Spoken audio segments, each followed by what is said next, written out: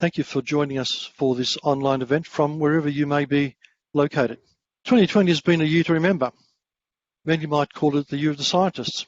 Never have they been so prominent in our lives. We're now more familiar with epidemiologists, virologists, immunologists, and modellers. With everything else we've had to deal with, there was one question each of us had to answer. Should I do as I'm told?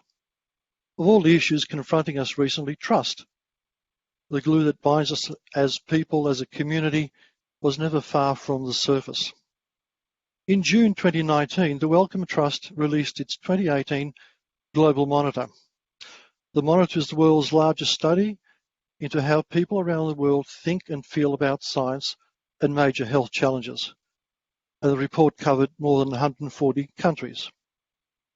1,003 Australians were interviewed by telephone. Here are some interesting findings from the report. 90% of respondents said they learned about science at secondary school. 33% have a high level of trust in scientists, and this compared with 18% for the global result. 83% think vaccines are safe. 38% have a high level of trust in health and medical advice from the national government.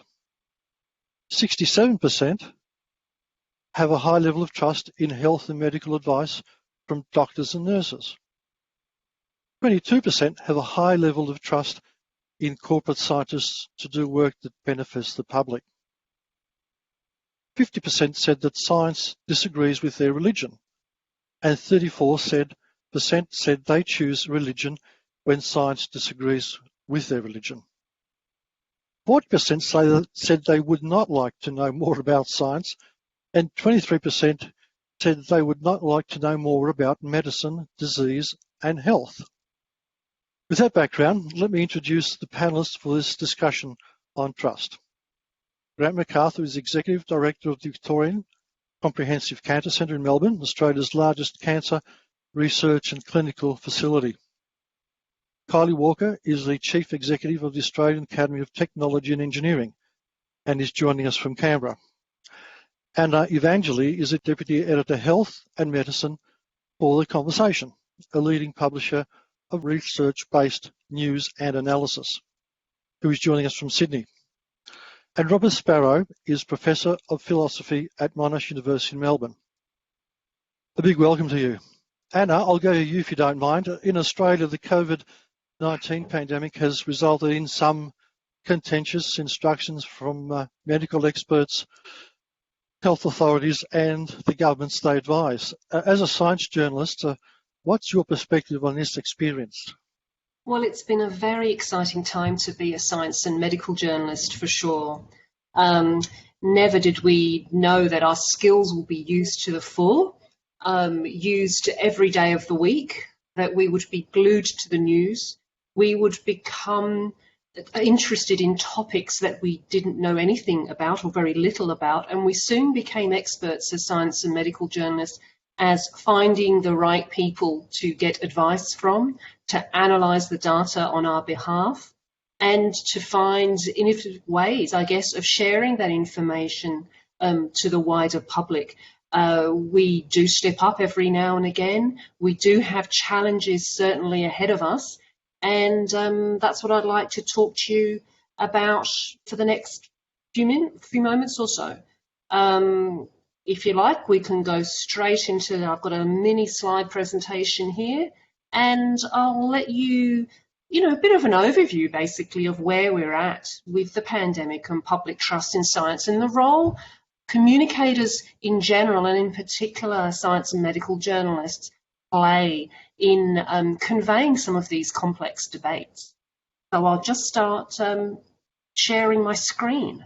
As the slide says, my name is Anna Evangeli. I'm Deputy Editor of Health and Medicine at The Conversation.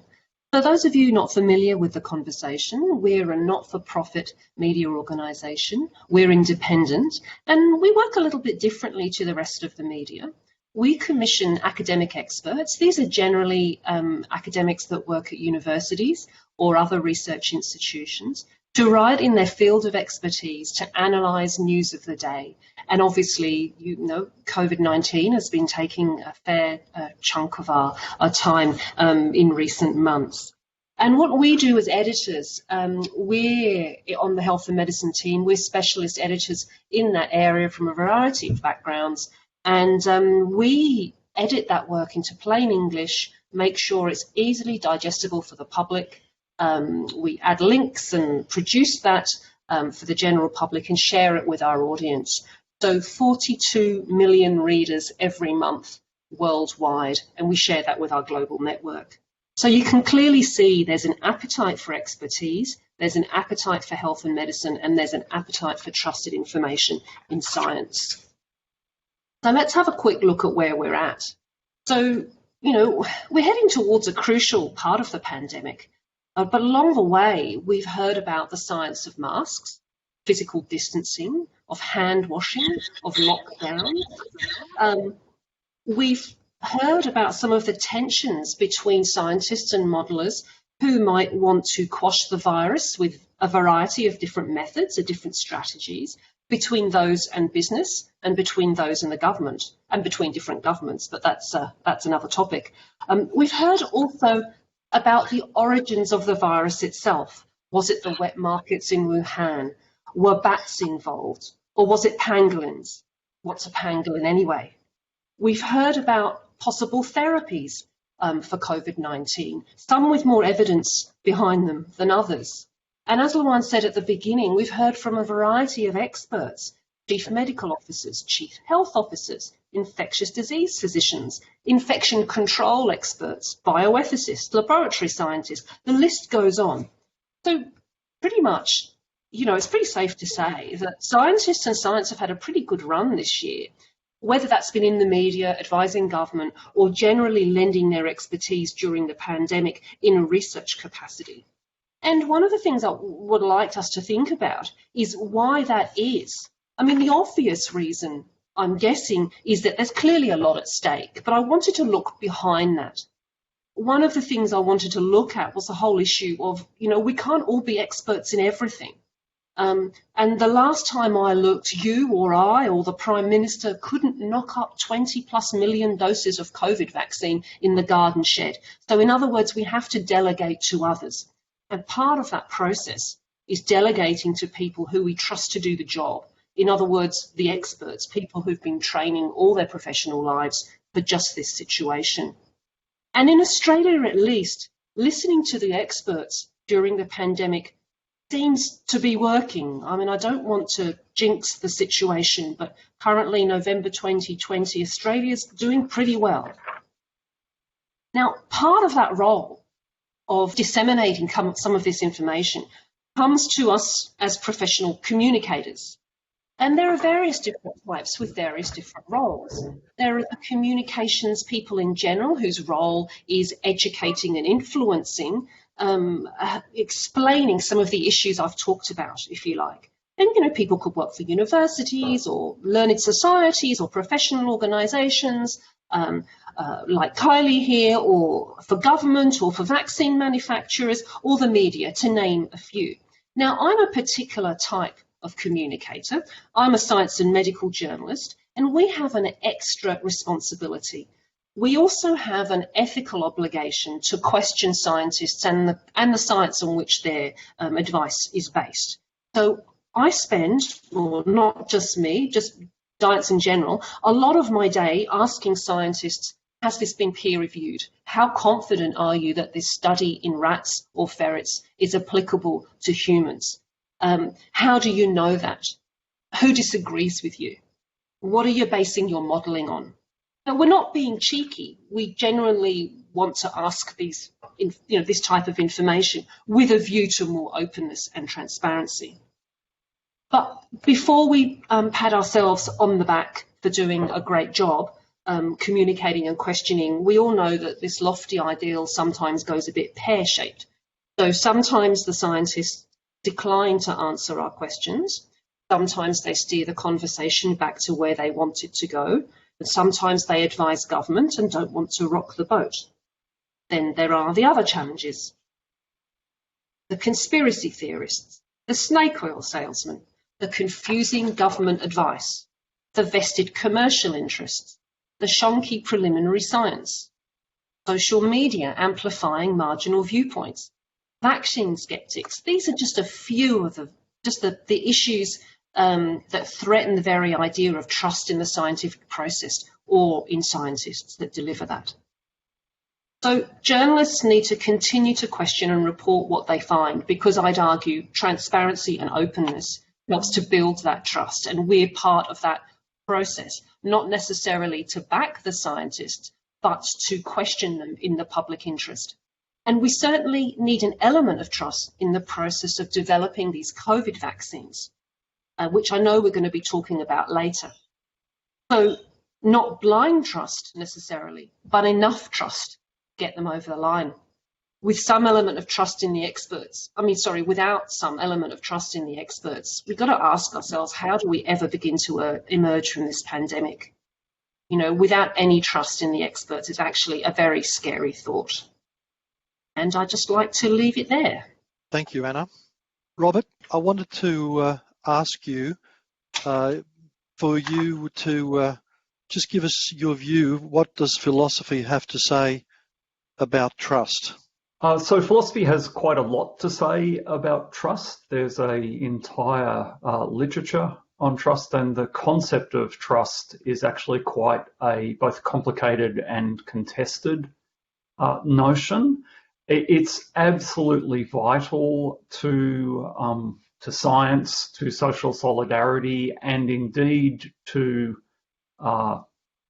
knowledge at all. And so one of the places where philosophers talk about trust is in the area of epistemology or the theory of knowledge.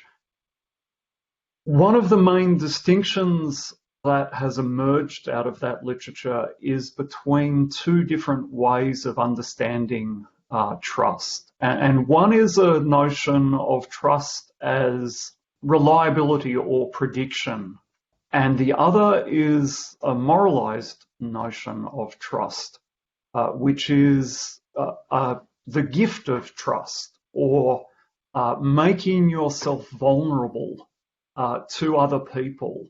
And I think part of what's going on in social attitudes and public attitudes towards science at the moment is actually about the relationship between these two notions of trust. Now, the easiest way to get one's head around this distinction is to imagine that this gentleman here is worried that his boyfriend is having an affair. And so he has put a tracking device on his partner's phone. And now he is confident that his partner isn't having an affair because he knows where his partner is at every moment. Now, in one sense, we can say that he can trust that his partner's not having an affair. He actually knows that his partner's not having an affair. But we can also see that there's this other concept of trust where you need to actually make yourself vulnerable and give faith to the other party, in this case, to his partner. So in this case, if one is interested in trust as vulnerability or this moral sense of trust, then putting a tracking device on your partner's phone is precisely the wrong way to go, and in fact makes trust impossible.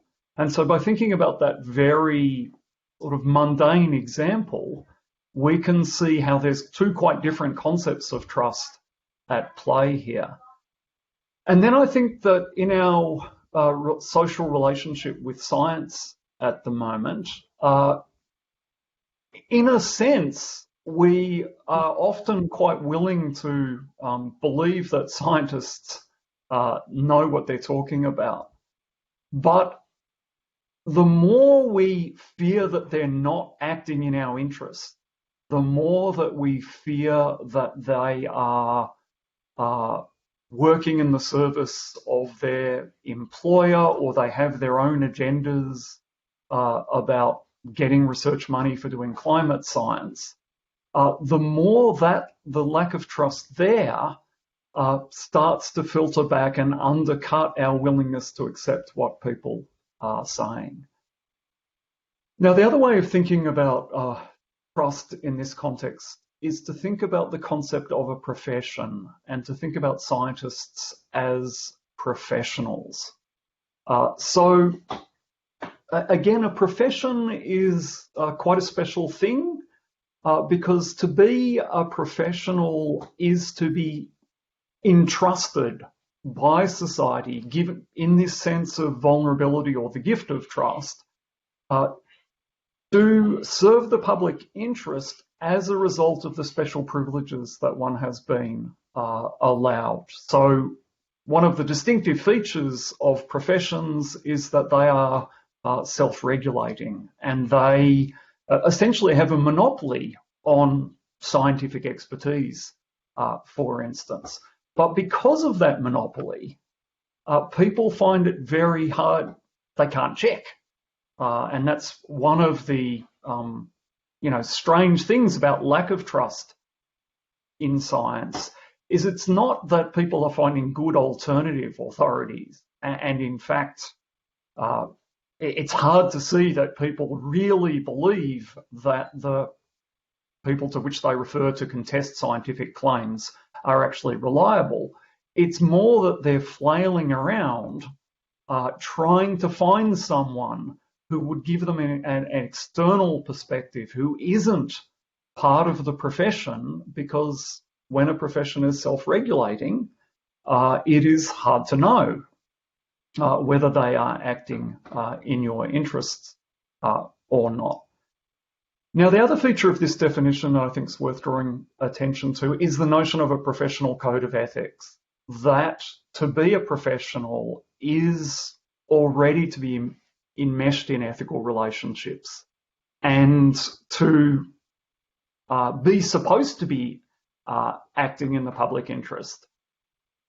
But the more one has other interests, and I'm thinking in particular here financial interests or material interests or political interests, the easier it is, I think, for people to worry that in fact people who we're hoping are behaving as professionals aren't actually, and have their own, to use the language of conspiracy theory, hidden agendas. So part of what I think is going on at the moment is this contest, is this realization in key cases like climate change, like debates about vaccination or COVID, is this worry that scientists aren't acting as professionals, but are acting as entrepreneurs, for instance. And the concept of an entrepreneur is quite a different concept. And to the extent that we start to feel that scientists are entrepreneurs, or indeed we start to demand, as various institutions that regulate science now demand that scientists become entrepreneurs, both in the media and in the financial world, the harder it is going to be to trust them. Thank you, Robert. Does anyone want to say, have a question for Robert, or want to make a comment about his definition and the comments he's made? Yep, Robert. Anna here. So I was really interested to hear about the notion of scientists and having a code of ethics, a code of professional ethics, because that's one of the things that I highlighted in my little talk about how, the ethical science journalist or the ethical journalist abides by this code of ethics that puts the public interest at the forefront of everything that they do. I mean, this is the magical ideal.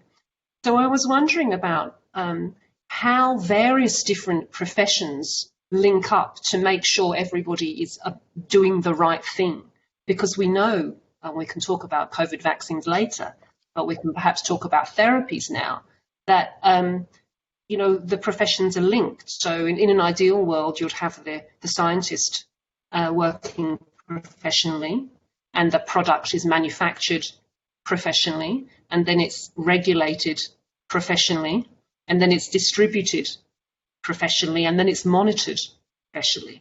So how do you see all those links occurring, Robert? So I don't think that everyone is necessarily rowing in the same direction, or indeed should be. I think different professions have different regulative ideals, for instance. So, there's a role maybe for intellectual property in science, or at least the idea that one might, this is going to be contested, I think, and perhaps one of the ways, perhaps that notion of sort of private science is one of the things that's contributing to distrust. But the code of ethics for a scientist is not the same as the code of ethics for a journalist or for a doctor. And we see that in medical research very clearly, that you might have obligations to your patient that argue against enrolling them in a particular clinical trial. Your obligations as a researcher might be to enroll someone, your obligations as a clinician might be to do something different. So it's a mistake to think that just because you've got ethics, that you're all governed by the same ethics. The other thing I'd want to say here is it's very important to understand that in science, ethics is not external to the profession, because without things like an ethics around honest reporting of results, plagiarism, not bullying your research assistants, science simply doesn't work. And so people often think of ethics as being something that's, there's science and then ethics is imposed on science from the outside. But it's very important to see that you simply couldn't have science without an ethical practice. But that's not to say it's necessarily the same set of ideals as in other professions. I hope that is some of an answer to your question. I'm interested in the relationship between ethics and trust. Do you think there is a strong relationship there, and is having a firm ethical framework in a self-regulatory profession, very important for building trust? So the short answer is absolutely. I mean, one of the points I was trying to make then is one version of trust is precisely an ethical notion. It's an ethical relationship. To trust someone is to make yourself vulnerable to them and then hope that they act in your best interests. And if a person is trustworthy, they will, in fact, we talk about repaying that trust, but they will be worthy of that trust and actually take on an obligation as a trusted person to act in the interests of those people who trust them. But that's quite a different notion to the sense in which one might, for instance, trust an algorithm, where it's not a moral notion at all. It's just this thing gets it right 95% of the time. But there's no sense that you might say, my life is in your hands, Mr. Watson or whatever it is. So one notion of trust is precisely an ethical notion, necessarily ethical. And certainly the concept of a profession is an ethical notion. It's a defining feature of a profession that it has a professional code of ethics. And so if you look at the Professional Standards Council or Australian profession, I think the Australian Association of Professions, they're both very, front page, we have codes of ethics. And it's one of the ways, for instance, that people become profession. They establish themselves as professions is to write a code of ethics. And that is supposedly going to make them worthy of trust. I mean, it's a further question whether people actually know what's in the code of ethics and follow the code of ethics. But yes, these are centrally ethical notions. Kylie, can I bring you in here? What's been the role and the attitude of the academy, through the COVID experience in terms of communicating, presenting, your fellows and scientists generally as responding, coming to the fore and doing the best for the public, for public health? There's been a lot of discussion internationally amongst learned academies, actually, not just here in Australia, but internationally, about the role of academies in guiding decision making and ensuring that evidence is integrated and is informing that decision making. Here in Australia, there's been a mechanism created at the beginning of this year called the Rapid Research Information Forum, and that was convened by the Chief Scientist, Alan Finkel, and it drew together all 4 of the Learned Academies and the 5th Learned Academy that hasn't quite been legislatively anointed as a Learned Academy, that being Health and Medical Science. Drew the academies together to provide a conduit to the fellows collectively that we represent and convene, to provide that expert advice to ministers, decision makers, and the Covert Commission, for example, as well as departmental and agency secretaries, who were asking questions in a pretty rapid fire way. And it's something that's been new for Australia. This particular approach hasn't occurred before. It's been an excellent opportunity for us to be able to go out as a group of learned academies and consult with sort of up to 50 or 60 appropriate experts at a time on a particular question posed by a cabinet minister, provide a brief, pointed, evidence-based and fully referenced report within 7 to 10 days that's been peer-reviewed and that's been coordinated and formatted in a consistent fashion. And these questions have been along a whole broad range of issues. So they've ranged from how long does the virus live on different surfaces to can you detect the virus in the sewage, and is this an effective way of monitoring viral load for a population, to what is the effect of the COVID crisis on women in STEM, what is the effect of the crisis on the likely effect of the crisis on the tertiary education sector's capacity to perform research going forward. So there's been a very broad range of questions asked under this mechanism, and it's been an opportunity for us to gather the information that's been published and verified very, very quickly and present that. The decision makers have appreciated that. They have reported back to us that a lot of their decisions have been made based on that evidence. And because of that, I'm confident that in those early crisis days of the pandemic, Australia's decisions around responding to the pandemic were based on the best available advice and evidence. I think things have changed, obviously, over time, and as the crisis has rolled on and the decisions have become more complex and the questions have become more ones of economic safety and health and durability, and less so questions of health and population health, and medical responses, then obviously more voices have started to come back into the mix, and we've started to see a return back to that old kind of style of, or the usual style, I should say, of lobbying, where in a sense every voice is treated as not quite equal, but equally deserving of an airing. It's been curious to watch that evolution occur, and I know that certainly there have been a number of our fellows who've continued to be involved in informing, from an evidence-based perspective, informing the decisions that are made when it comes to sourcing enough PPE equipment, for example, or calculating the number of extra health facilities that might be necessary to deal with the overflow of patients, prioritising or triaging elective surgery in order to keep hospital beds open for potential COVID patients. Obviously, public health measures that have been taken, and I know that there's been a strong and steady stream of advice to all of the state and territory premiers, as well as the Prime Minister and Cabinet in that respect.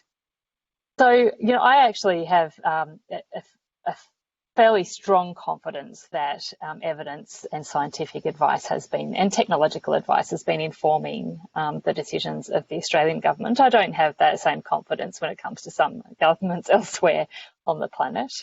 And certainly the reports from our international sister academies around the world has been that there's a very varied approach to firstly seeking and secondly accepting scientific and technical evidence-based advice from country to country. And I think it's probably pretty obvious now when you look around the world at the different trajectories for the disease, which countries might be more inclined to take evidence-based advice and which countries may be less inclined. Thank you.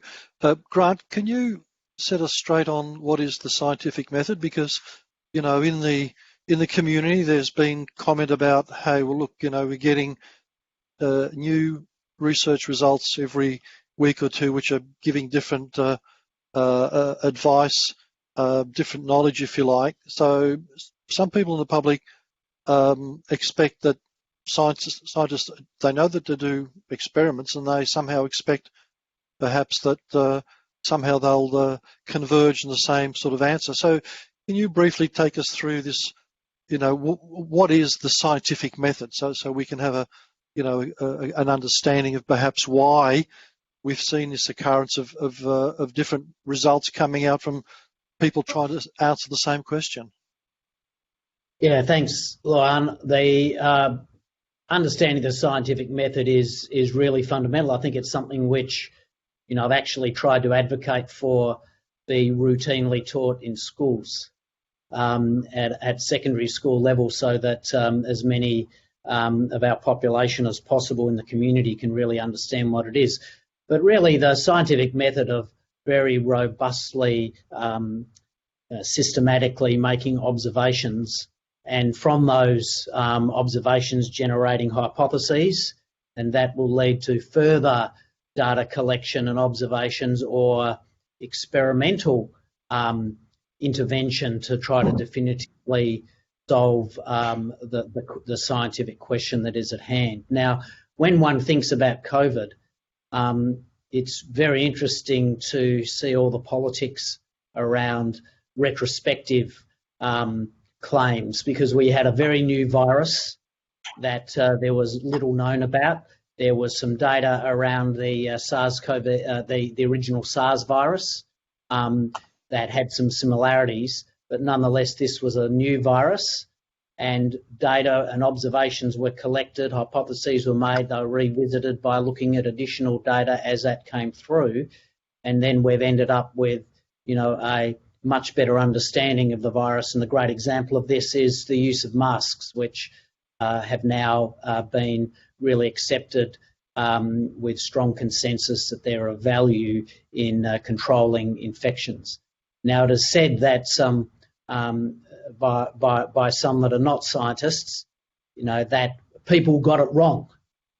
But of course, when there's limited data and limited observations, that some of the hypotheses are not going to turn out to be correct. But what is vital about science is the ability of retesting your hypothesis and adjusting when new data came through. And that's exactly what happened with aerosol transmission of COVID and the now acceptance of the role of masks, certainly in most jurisdictions. And can you also give us an explanation why, with COVID, we've obviously seen, in a way, a disruption of the sort of peer review model of reviewing research? A lot of scientists have published on, online. They've used their own social media. I guess we can understand why that's happening, because there's an sense of urgency to get information out there. But are there any downsides to this development, Grant? Yeah, look, it's been fascinating journey. You know, like Anna, I agree. This has been a remarkable time for science, to have science literally in the feed on your news app on your phone, just constantly, is really quite remarkable.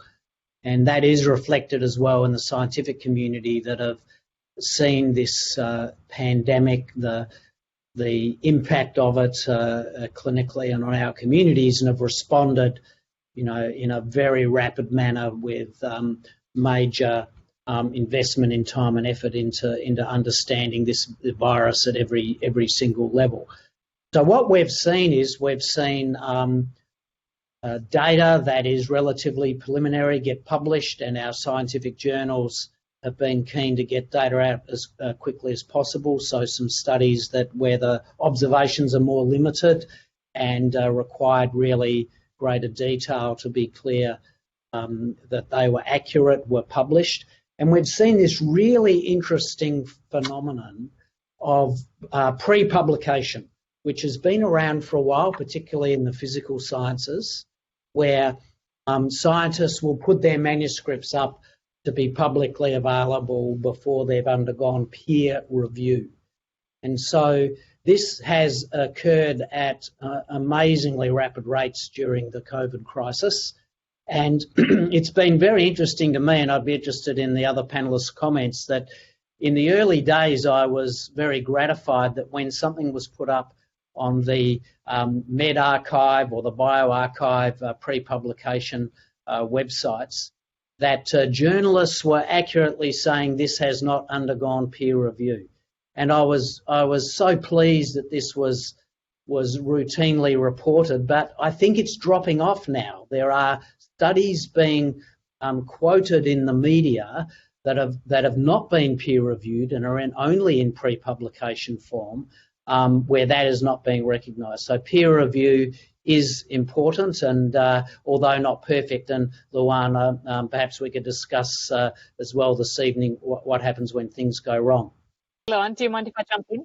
No, not at all, please. There's been increasing pressure from the political leadership to provide pre-publication reports as well. And I think it's just because of the rapidly evolving nature of the situation that we've been dealing with, and the pressure on leadership to make those decisions about where investments and major social decisions are made very, very quickly. So they've been pressuring both scientists and publishers to provide pre-publication items as soon as possible.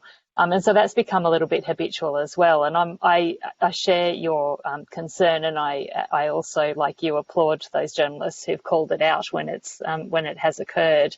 It's incredibly important, and it's if we're looking at research quality and the calls that have been increasing over the last sort of 12 to 18 months for some kind of ombudsman to assess research quality in Australia, it's been our repeated assertion, as it has been of other learned academies and advocacy groups in the space, that the system works, that peer review is designed to catch anything that might be a little bit mistaken or dodgy, and that evidence replication practices are also there to catch those that might make it through the first hurdle or the second or third hurdle, and that this has been a system that's worked for a long, long time. We need that system to keep working, and we need to be assured as members of the public that those results that are published and acted on are peer reviewed and independently verified by expert peers. I mean, yes, to making the distinction between peer reviewed and non-peer reviewed publications. But one danger with what's going on at the moment is people hear peer reviewed and they think that it's correct. And, yes, peer review has its virtues, but it also has well-known failings as well. And particularly, this has been an issue in the social sciences, but I suspect that, if people looked further afield, they could find more of it. There's well-known problems with peer review as well. I'm not arguing for an ombudsperson in this context, but I think, one has to be able to walk and chew gum at the same time and say, yes, we want to defend peer review, but there are ways in which this ways in which this system can be improved, and it's important that the public doesn't hear published in a peer-reviewed journal and think, right, well, that means it's correct, because peer-reviewed results are being falsified all the time as well by subsequent research.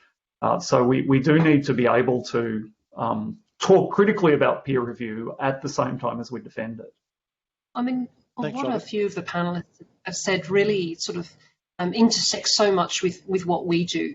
We're being, as journalists, we're exposed to a lot of feeds with lots of information, and we have to pick and choose which of these feeds we trust, which one of these feeds, which one of these leads we might want to follow up and report on, or perhaps commission a particular researcher to write an analysis about.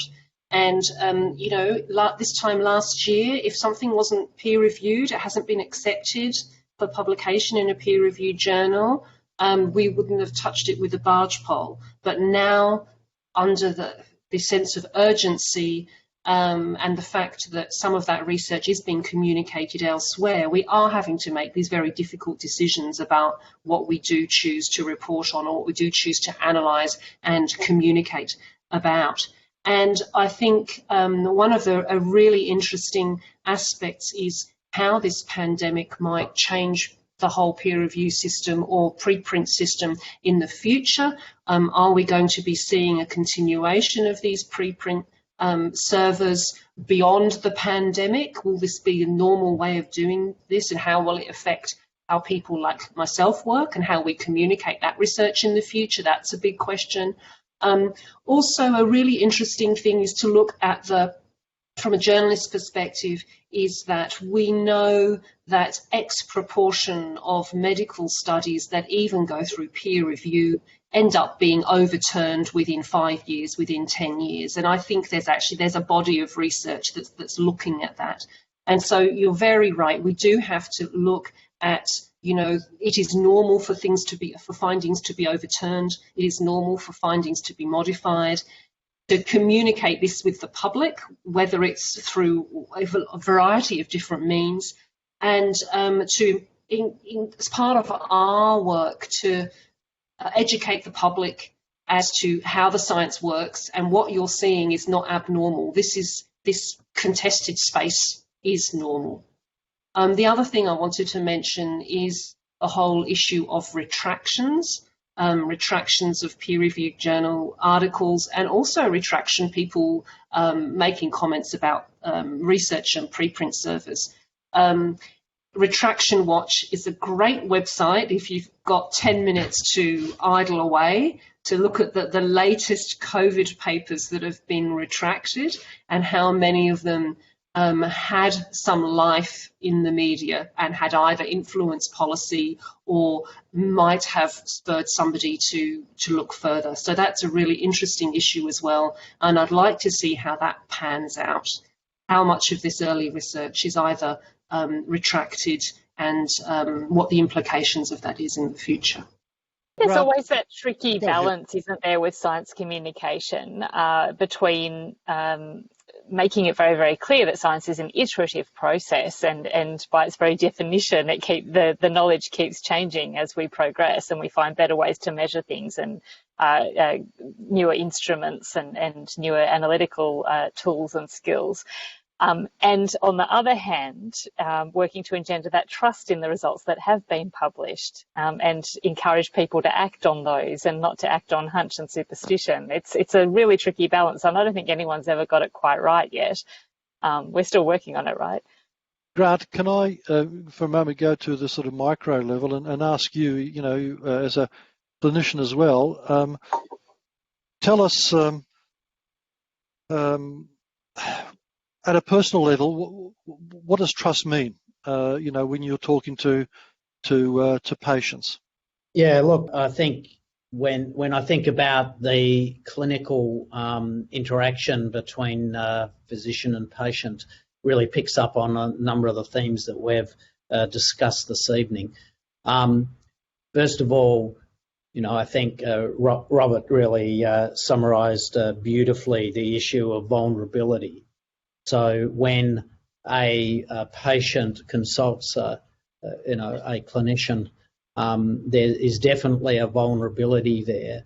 But what's got to come back the other way to really build the trust is a combination, I think, of authority by knowledge and position, but also really importantly the clear concern, the clear care for the well-being of the patient. And if one thinks about that in the broader context in science, to have a scientist interacting with the community about their results, where they have authority by their backgrounds, their appointment, but also a real genuine concern for the well-being of the community.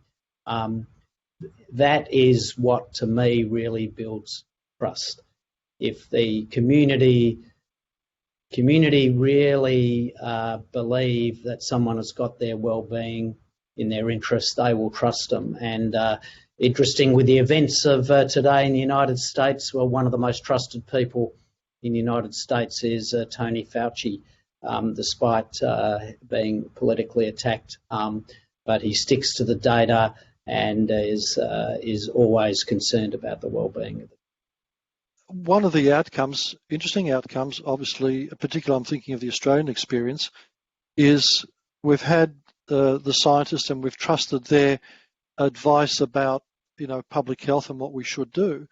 But that's also been translated into advice to government about policies, if you like, sort of policy advice, which is, I guess, it doesn't happen all that often. So how do we explain that trust? We trust their advice about, wearing gloves, washing our hands, masks. We seem to have accepted their advice to governments that we need to take these other measures as a public health measure, and we've seemed to have complied with that, quite exceptionally. So any comment about perhaps, why, how do we explain that? And it's quite a unique position for scientists to have had that authority, the position to actually guide public policy. I think that's quite problematic, to be frank. I mean, one of the things that, I moved quite quickly over the original definition of trust, but trust is domain specific. Someone can be trustworthy on one issue or in one regard and not trustworthy in another. And one of my kind of favorite aphorisms is, there's nothing so stupid you can't find a professor somewhere who believes it. And I'm sure we've all met people who we know are very, very clever people, experts in their field. But when it comes to maybe our own field or some other thing about which we know something, you discover that these people are complete fools. And so just because someone is very bright and expert in their own field doesn't mean that they should be trusted on every topic. And so it is very important that people are clear on what their expertise is. And, public health is tricky here because there's policy expertise, a necessary part of public health. But when engineers start talking about the future, or what history tells us, actually, you need to talk to a historian. And people should be, people are appropriately suspicious when, because someone is good at one thing, they start to feel that they're good at everything. And so I do think we need to be, in some ways, we need to say, is this within your field of expertise? Okay, then I trust you.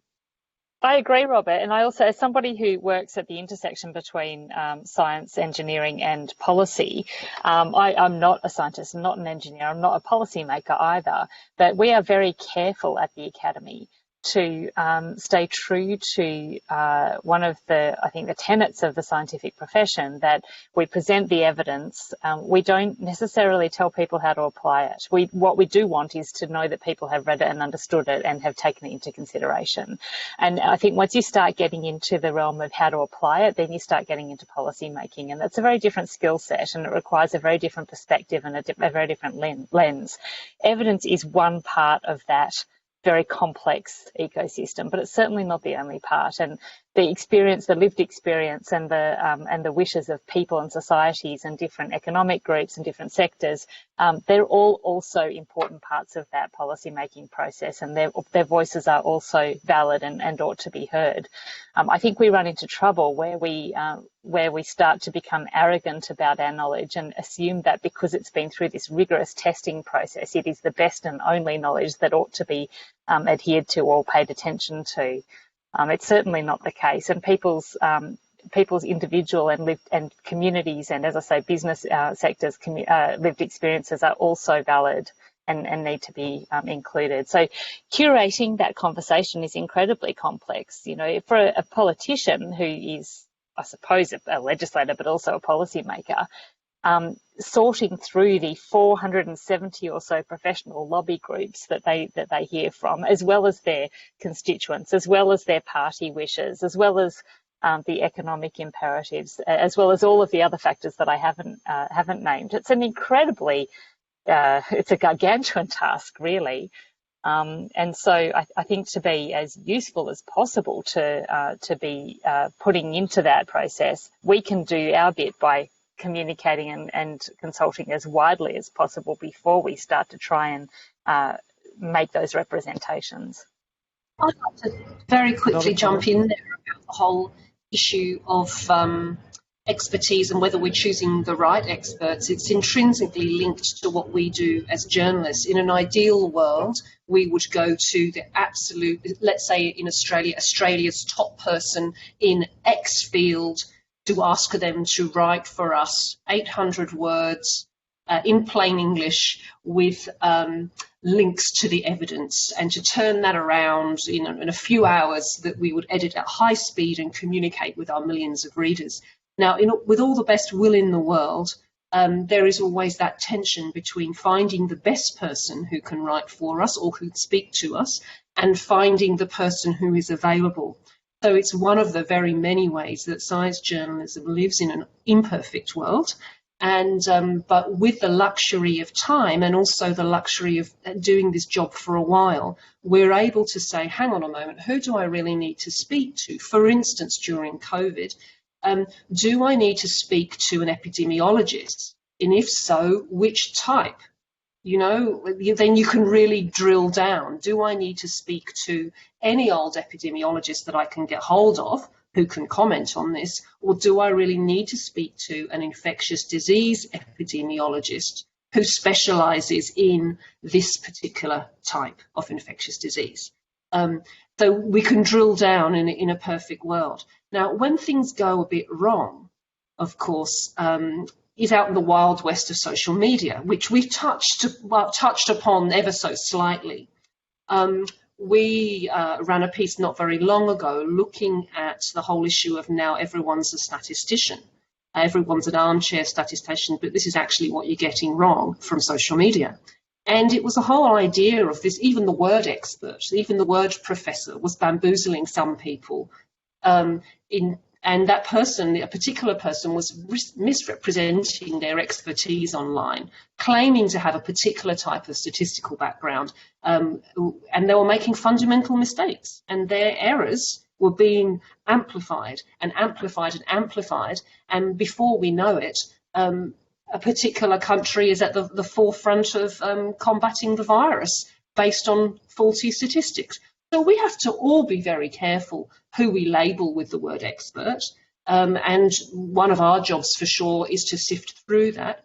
The other fault is that, which I think Kylie touched on very nicely, is that we look at the idea of an expert perhaps being somebody from an academic institution, from a learned society. We know there are many different types of experts, those with lived experience. We have a whole wealth of Indigenous knowledge, of Indigenous expertise, which is sometimes not as recognised, but is becoming increasingly more so as another form of expertise, and on certain topics, the expertise. So I think we need to be very careful, one, about the range of experts that we go to, the right experts, and also looking for perhaps different types of experts. Otherwise, we do get the same old voices coming up again and again, and we are very guilty of it. I totally put my hand up to that under deadline. Thank you, and I'm conscious we're coming very quickly to the end of our allotted time. We may run a minute or two over, but I'd like to perhaps put a few questions from the audience to the panel. One from John Neve: how important is it to take the climate science as seriously as the COVID science? Well, clearly, as important, if not more important. I mean, the climate change is a civilizational threat, and this isn't. The COVID isn't a civilizational threat in the way that climate change is. It's urgent and it's terrible, but we will get through this. Whereas it's not looking too good on climate change at the moment, so we need to be taking that terribly seriously. Yeah, we don't have 160 vaccines in development for climate change. A question from Ingrid Wagner: I think ethics is missing in sciences sometimes, and honest scientists are suffering the consequences of other scientists that are usually very mediatised and aren't heard anymore when we actually should. That's how I feel as a young scientist. I feel betrayed by some of my colleagues. I think that's a fair comment, and I'll let Robert comment as well.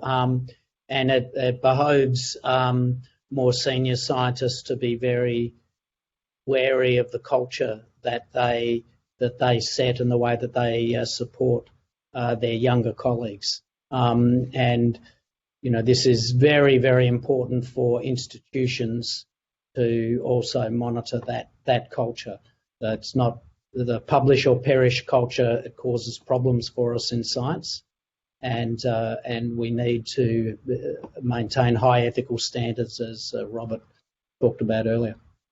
Well, I think we need to be paying attention to incentive structures as well. I mean, the publish and perish culture is part of it. The push to be entrepreneurial, the emphasis on being in the press, because that's a reward economy of its own, and because good things happen if you're the go-to person on a topic. There's a whole series of incentives that we are increasingly establishing in science that encourage people to be unethical and encourage other people to be skeptical about that. I mean, which is why, I think public funding of research is really important, to give a reservoir of people who you can trust because you don't think that they're trying to get a product to market quickly, or that they're desperate for attention in the way that some aspects of the modern media ecology encourage us to be desperate for attention. So there's some institutional stuff going on here. There's also bad apples as well too, and that sounds like a dreadful experience that's being reported there. Anna, I think this is for you. Again, another question from Ingrid Wagner. Do you feel that you are making a difference in raising people's awareness with the conversation? Because I feel that people reading this journal are already science interested. That's an interesting one. Look, personally, I do feel as if I'm making a difference. I feel as if I'm using my expertise in the public interest, and my expertise really relies on the expertise of others. So I think myself and my colleagues do help to bring analysis to very, very important issues in the public interest, and never more so than in this particular pandemic. Not just to educate people, but also to critique what's in the public interest, to question people in authority who have a lot of power to change the course of our lives. And that's weighs quite heavily, but also is an enormous gift to be handed in this climate. Can I speak in defence of the conversation as well? I think the model is excellent, but not only does it do all of the things that you've just so eloquently outlined, the conversation also encourages republication, and I think that's really critical. That a lot of the work that would not have an airing if it were not for the conversation is then picked up and replicated on other platforms that have different audiences to that of the conversation, and therefore I think it is playing an absolutely critical role in raising not only raising the visibility of science and evidence, but also in doing so in an incredibly credible way. The model of having a journalist collaborate with an expert is very robust, and I haven't seen it done anywhere else prior to the conversation. It's very important. Thank you, Kylie. Anna. Look, could I invite each panel member just to make a quick closing comment on the issue of trust? Who'd like to start? Robert, can we start with you? Putting me on the spot. So, I mean, one of the things that we need to be thinking about is what can we do something about? If we're concerned about levels of trust in science, what levers do we have to try to encourage trust in science? And I think we've looked at some of those, but I would encourage people to think about the institutional context in which science is taking place and the incentive structures that we're establishing for our scientists, and thinking about the impacts that those structures and institutions have on the public's trust in science. Because we have got some levers and we should be using them, because it's desperately important that we pay attention to the science at the moment. Right, thank you. Anna? Really going back to what I said before and we've got one of the greatest challenges ahead of us is rolling out a vaccine that's not only effective but is safe and convincing people that this is the good thing to have. I think that's the greatest challenge ahead of us in the short and medium term when it comes to the pandemic. Right. And I think how that plays out is going to have implications for all types of vaccines in the future. I think we have to tread very carefully in the communications around COVID vaccines, underpinned by a robust research, manufacturing, regulatory system and distribution system, and obviously monitoring after marketing. So really big issues ahead of us, and we need to get this right. Thank you. And we have an Grant? important role as the media as part of that too, not just educating, but also questioning some of that evidence and some of that regulatory process that underpins the rollout of these vaccines, which isn't very far ahead. Absolutely. Thank you, Anna. Grant? Yeah, I think quite simply the public should have trust in science. We've discussed tonight the robust peer review and ethical framework that scientists operate under. Things are not always perfect, they're very iterative, but we do eventually get to the right answers in science. So the public should have faith in science, and at the end of the day, it's robust science that has given us the quality of life and the enormous benefits we have from living in modern society, and the public should have absolute trust. Thank you. And Kylie? I guess my parting message is one of hope, because having had direct experience of the trust that our political leaders have placed in the evidence in making their decisions in responding to this crisis, gives me hope for the extraordinary challenges that we face with climate change, food and water security, renewable energy, all of the various aspects of dealing with climate change. I have seen government respond with trust to scientific evidence on a global emergency through this pandemic, and I would really like to see that happen in a sustained way for climate change. It gives me hope that this is possible. Thank you, Kylie. And look, we've covered a lot of ground in this event, and I hope that you found the discussion informative, worthwhile, and hopefully it's answered some questions you may have had about trust, although I suspect it's probably raised more. To the panel, Robert Sparrow, Grant MacArthur, Anna Evangeli, and Kylie Walker, thank you very much indeed for your participation and valuable contributions. Thank you very much. I must thank the network sponsors for their support, and without it, this event would not have been possible. And finally, to thank you, our viewers. It's been a great pleasure to host this event. Thank you for joining us. Until next time, please stay healthy and be safe. Thank you and good evening.